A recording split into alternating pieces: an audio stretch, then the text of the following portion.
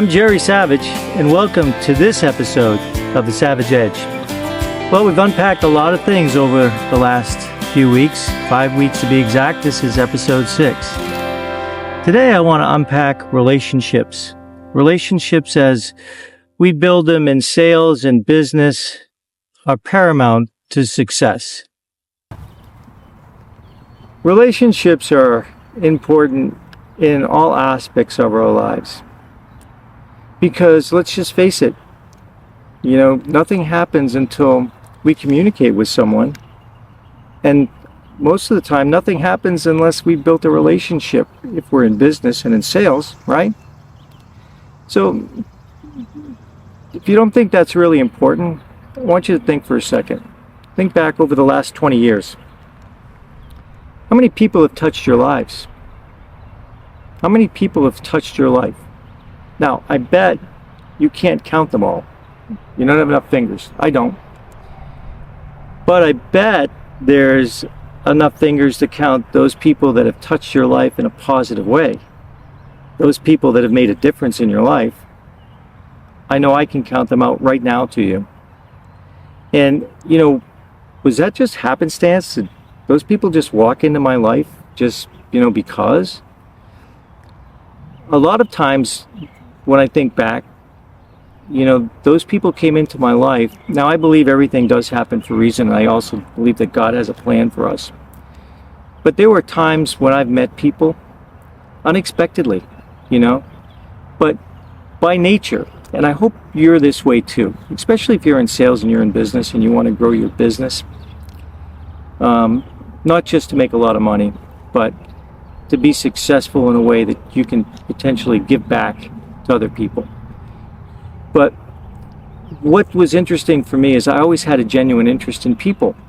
Now that's why I wrote that in the 4 pillars: honesty, integrity, knowledge, and genuine interest in people. I believe that's the pathway to a successful career and a fulfilling life. And why? Because when you have a genuine interest in people, it opens the door. People, the word genuine itself, people can tell when you're genuine. People can tell when you're fake. So when you're meeting a new customer for the first time, or you're sitting down with a client for dinner or going to an office, people can tell when you're uneasy. It's okay to be nervous and all that, but people can tell when you're not authentic, for sure. Authenticity is the behavior of being authentic, right? Authenticity. So if your authenticity shows through and you have a genuine interest in people and they see that, okay, that's where it all starts. Now, where does it go from there?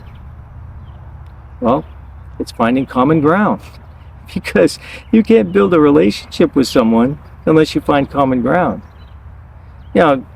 You may build something that's purely transactional, but if you want to build a relationship, now I'm not talking about that you got to be hanging out with this person every weekend or you got to be going on trips with this person.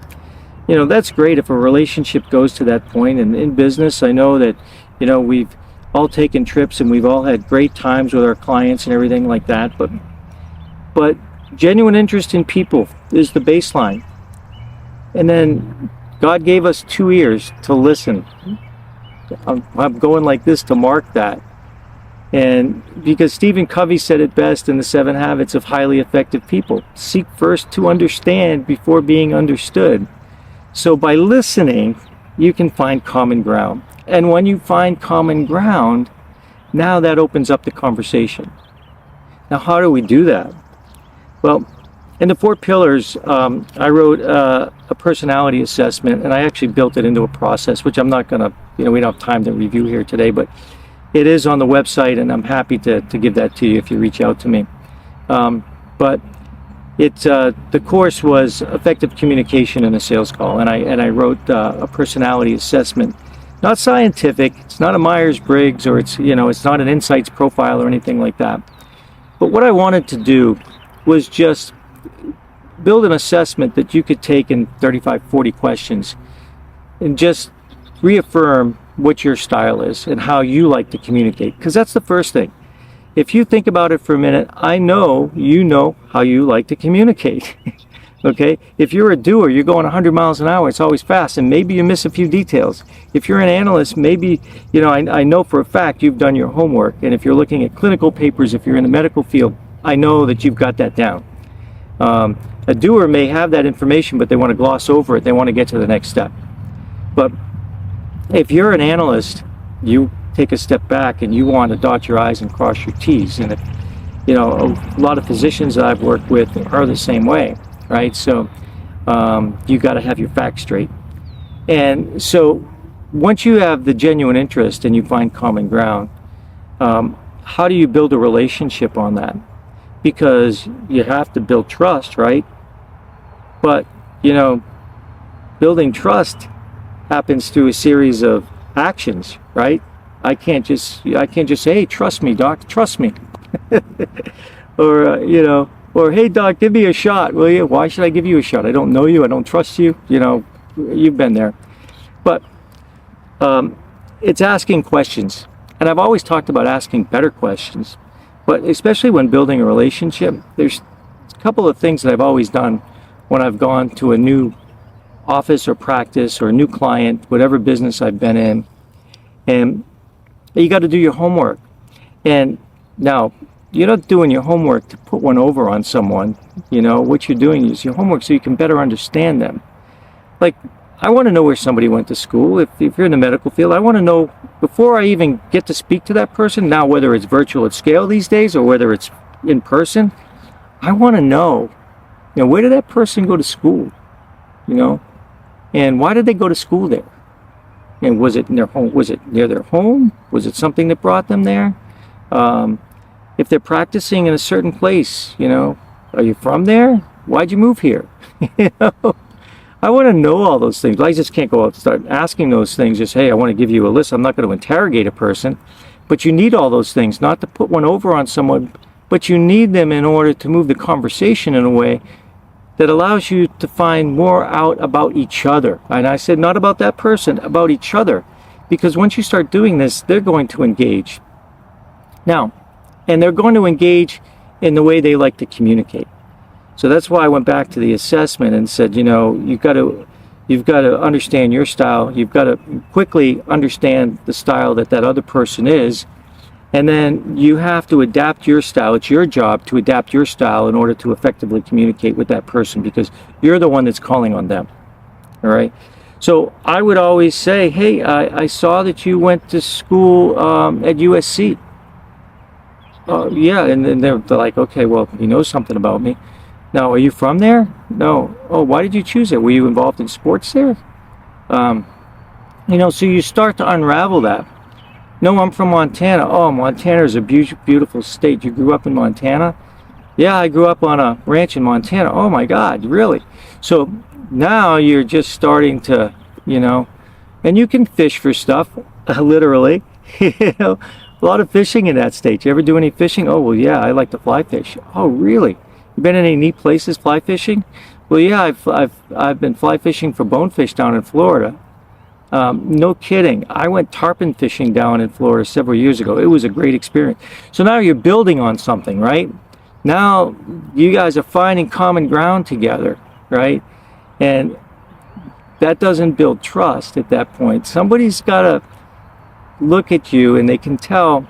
I like to use this assessment too. It's like, somebody will assess you in about 7 seconds. That's 1 second shorter than a successful bull ride, if you're a cowboy out there. And so it doesn't mean that that's going to be the end of the conversation if they're not sure about you at that point. But just be aware. So they can tell whether you have a genuine interest. They can tell whether you're genuinely interested in them or not. And so that's the way we are. We are creatures. A lot of times we're deletion creatures, but when we're focused on something, we want to find out right away, right? We want to know, does this look like somebody I can trust or not? So appearance is important, speech is important, adapting your style is important. It's all important in building a relationship in life, in business, and in sales. So you say, well, Gerry, you're selling. Well, no, I'm not really selling at that point. Yeah, I'm not afraid of the word selling or sales. It's been my business for 30 plus years. But it's a craft. I find it a craft, and in that craft is we are so privileged to be able to speak to a lot of different people and get to know a lot of different people. And nothing starts until we build a relationship. We have to build relationships. Now, I can remember when I was a young sales rep, and I called in this large hospital, and I got to tell you, when I got out of the Marine Corps, I was used to yes sir and no sir. It's no wonder I actually made it and said, did well in sales. But what happened was that, I would, gingerly go in with my stuff, and I had my product bag, and I was going to present when I could, feature benefit, feature benefit, they didn't want to hear that. They wanted to know who I was. They wanted to know if they could get to know me, get to like me, and get to trust me. Now, would I have used it in that succession of words a while ago? No, but I'm just going to throw out a little attaboy to the folks at Content Crib again, and Matthew Ray Scott and Eric Anderson and Chris Gross. And it's this thing about know, like, and trust. Now that we're virtual at scale, I mean, knowing that, finding that out quickly is important. But back then, they wanted to get to know me, they to a certain extent, and then once they decided whether I was worth getting to know, that was another thing, right? So, yeah, know, like, and trust. That was really important. I never looked at it that way back then, but it was important, and it was all part of what I had written in the 4 pillars. Honesty, integrity, knowledge, and genuine interest. Genuine interest in people. Got to have a genuine interest. Once you have a genuine interest in people, use that Stephen Covey analogy. You've got, seek first to understand before being understood. Ask good questions, having done your homework, right? And then understanding from that point, what is their style? What's their personality style? Again, not to put it over on anybody, just to understand how they like to receive information. And when you do that, you're going to build a wonderful relationship. Now, I'm not saying you're going to take your competitive rep's business that day. No, but I guarantee, you're going to be talked about.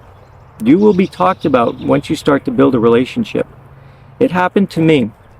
I would start doing cases with a physician, and one of his partners who used another case and used another product would come in and be doing a case, and, I would just have conversation. And, there were 3 different occasions that I can remember specifically where I was just floored. Where one physician called me to his office and said, "Hey, I want to start using your knee. I've scrubbed some with John. I want to start using your knee." Okay, great. Bring the instruments by. We did that. I brought him by his office and did some cases. He ends up scrubbing with another former partner. And that partner, I don't know, it might have been 10, 15 cases later, said, "Hey, let's use your knee next time." And I'm like, why? It all started because I had this one standoffish potential customer. And I was determined to get to know him. And,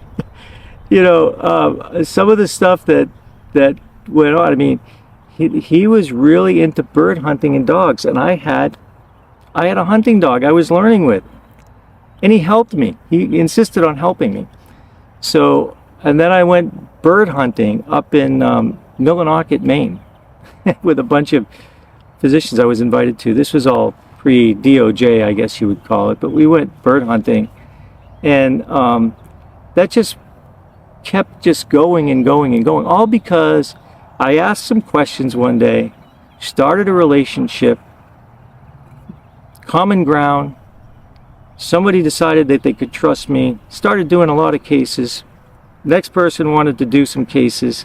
Next person wanted to do some cases. Now, I'm not saying this is a fairy tale, right? Well, you might think so, but it took a long while. This didn't happen overnight. And relationships, solid relationships, are not built overnight. They're not. They're built over time. And, you got to remember, too, that trust thing, if you mess up, If you let somebody down, it takes so long to build trust and be gone in a second, guarantee you. So know, like, and trust is very important. So let me just recap this for you. You got to have a genuine interest in people. You got to have your knowledge. So honesty, integrity, knowledge, and genuine interest. If we go back to the 4 pillars, you got to be honest with yourself, or you can be honest with anybody else, right? Integrity, you got to continue to do the right things even when no one's looking. Surround yourself with those people, by the way. Those are great advocates. Knowledge, always stay up on your knowledge. I don't care where you are in your career. Yeah, I think it was my mom that used to say knowledge is power. She was right, because knowledge maintains your relevance in an ever-changing world, and now we're in the world of AI. So stay relevant, folks. And then genuine interest. Never lose your curiosity, that genuine interest in people. People can tell when you fake it. You can't fake it till you make it. I'm sorry, because people are clued in today. They know, whether that's virtual at scale on a camera or not, they know. So genuine interest in people. So do your homework before you ever meet that person. Find out what you can about them. You know, is there something already you know that you have in common with them, right? And then listen, like Stephen Covey said. And that common ground will parlay into the questions that you need to ask to build the relationship. Not feature benefit, not feature benefit. That'll come later when you're talking about a specific need that they tell you they have. Because once you've built a relationship and they trust you, and you're demonstrating a product, well, you know that customer so well that you really do understand their needs. And once you understand their needs, you only need to give them the feature that's going to benefit them, that's going to solve, not obviously benefit. You're going to give them the feature of that product that's going to solve the issue that they've got in front of them. And that's where you become the problem solver. Everybody says, well, I'm a sales consultant. Well, that's fine. If that's what you want to call yourself, that's great. And when you're solving problems for someone and solving issues, you're building value. So in that sense, folks, now I just kind of went through building relationships and almost a modified sales process there. But I do want to say this, that I don't believe that sales is closing business. You're going to go, Gerry, come on, really? No, I don't believe that sales is closing business. You can call it that if you've got a deal that's inked and all that, but sales is about building relationships, right? So closing business really is just opening a door. It's not closing anything. It's opening up the door for a new relationship like I described to you, the strengthening current relationships. That's what it's all about. So you have to understand how to effectively communicate. That's one. And you have to do it in a genuine way. Find common ground. Understand your personality style. Understand theirs, just so you understand how they communicate. Ask those questions. Give them the information they need based on how they like to communicate that style. If they're an analyst, you better have that data for sure. And if you're a doer like I am, you better slow yourself down. I'll say it, slow your ass down. And you're going to find yourself with a lot of valuable relationships that mean something. They mean something to that client, to that person, and they mean something to you. So I hope this helps. We're going to talk about it a lot more. It's one of my favorite topics, because building relationships, understanding people, is something that parlays into a lot of different things, like conflict management, leadership style, leadership approaches, all of that stuff. But for now, I hope you got some great information from this. I hope you'll watch it a couple of times. Reach out to me and ask some questions if you'd like. My website is 4pillarsconsultinggroup.com. There's a course on there, Effective Communication in a Sales Call. I'm happy to share that with you if you reach out to me. But anyways, until then, looking forward to seeing you again, looking forward to the next episode. Until then, I'm Gerry Savage, and this is The Savage Edge.